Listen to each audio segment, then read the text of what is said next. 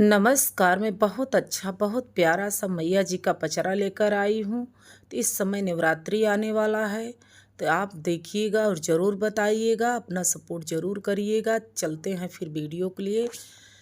छोड़ी दे तुलय महंगा कई डारी हो, छोड़ी दे तुलय महंगा कई डारी हो, हमनिया में आव मोरी मैया, छोड़ी दे तुलय महंगा कई डारी हो, हमनिया में आव मोरी मैया, छोड़ी दे तुलय महंगा कई डारी हो, हमनिया में आव मोरी मैया।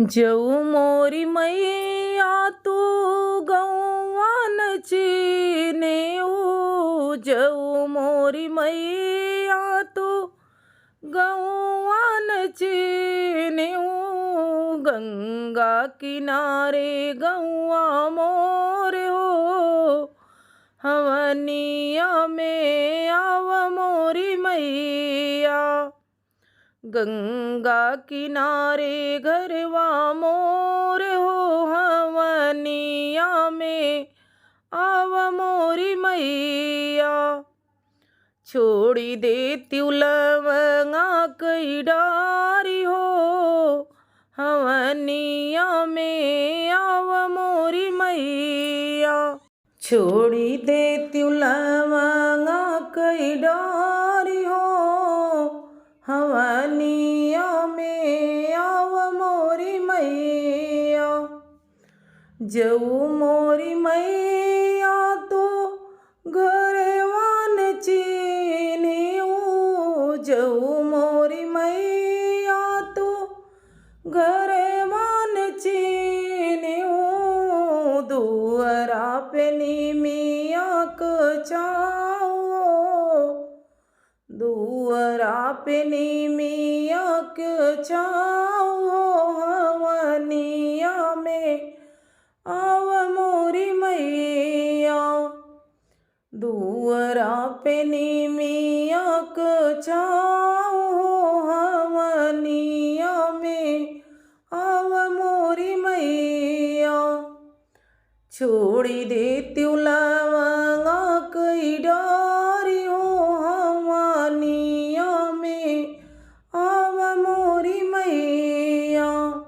जऊ मोरी मैया आंगन मान चीने ऊ, जऊ मोरी मैया आंगन मान चीने ऊ, चौका पुरल चारी ओर हो, हमनिया में आव मोरी मैया, बेदिया बनल चारी ओर हो, हमनिया में आव मोरी मैया, छोड़ी दे तुलवंगा कई डारी हो, हमनिया में आव मोरी मैया, छोड़ी दे तुलवंगा कई डारी हो, हमनिया में आव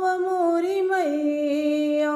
जऊ मोरी मैया सेवकवान चीने ऊ, जऊ मोरी मैया सेवकवान चीने ऊ, हथवा आरती लिए ठाड़ो, हथवा आरती लिए ठाड़ो, हमनिया में आव मोरी मैया, छोड़ी दे तुलवंगा कई डारी हो, हमनिया में आव मोरी मैया, छोड़ी दे तुलवंगा कई डारी हो, हमनिया में आव मोरी मैया।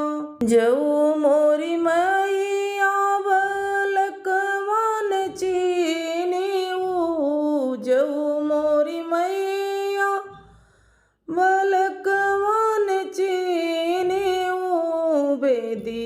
पे मारई किलकारियो, बेदिया पे मारई किलकारियो, हमनिया में आव मोरी मैया, छोड़ी दे त्यू लवंगा कई डारियो, हमनिया में आव मोरी मैया, छोड़ी दे त्यू लवंगा कई डारियो, हमनिया में आव मोरी मैया।